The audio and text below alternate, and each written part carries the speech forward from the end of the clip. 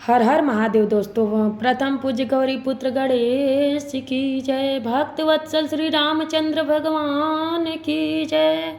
पवन पुत्र हनुमान की जय।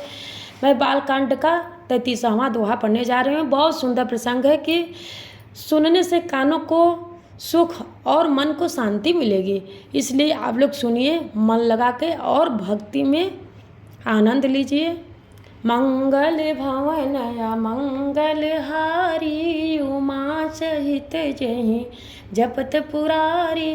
राम अनंत अनंत गुण अमित कथा विस्तार। सुनिया चरजुन मानी हूँ जिनके विमल विचार। मंगल भवन मंगल हारी उमा सहित जहि जपत पुरारी। यही विधि सब संशय करी दूरी। सिर धरि गुर पद पंकज धूरी। पुनि सब ही बिनऊ कर जोरी। करत कथा जहि लागन खोरी। सादर शिवहि नाय अब माथा। बरनऊ बिसद राम गुण गाथा। संबत 1631 करऊँ कथा हरिपद धरि सीसा। नवमी भौम बार मधुमासा। अवधपुरी यह चरित प्रकाशा। जहि दिन राम जन्म श्रुति गावहीं। तीरथ सकल तहाँ चलिया वहीं। असुर नाग खग नर मुनि देवा। आई करहि रघुनायक सेवा। जन्म महोत्सव रचहि सुजाना।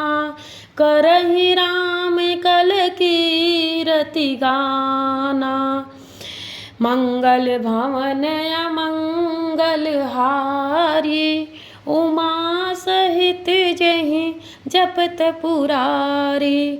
मंजहि संचन वृंद बहु पावन सरजू नीर। जपहि राम धरि ध्यान उर सुंदर श्याम शरीर।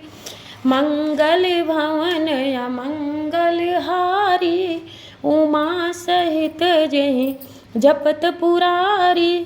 तुलसीदास जी कह रहे हैं जिस प्रकार श्री रामचंद्र जी का जन्म हुआ और श्री रामचरितमानस की रचना हुई।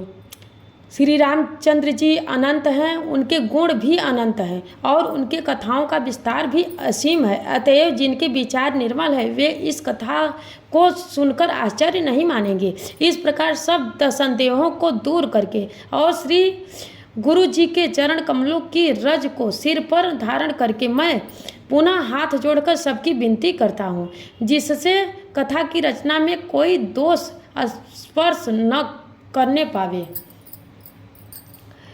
अब मैं आदर पूर्वक श्री शिव जी को सिर नवाकर श्री रामचंद्र जी के गुणों की निर्मल कथा कहता हूँ।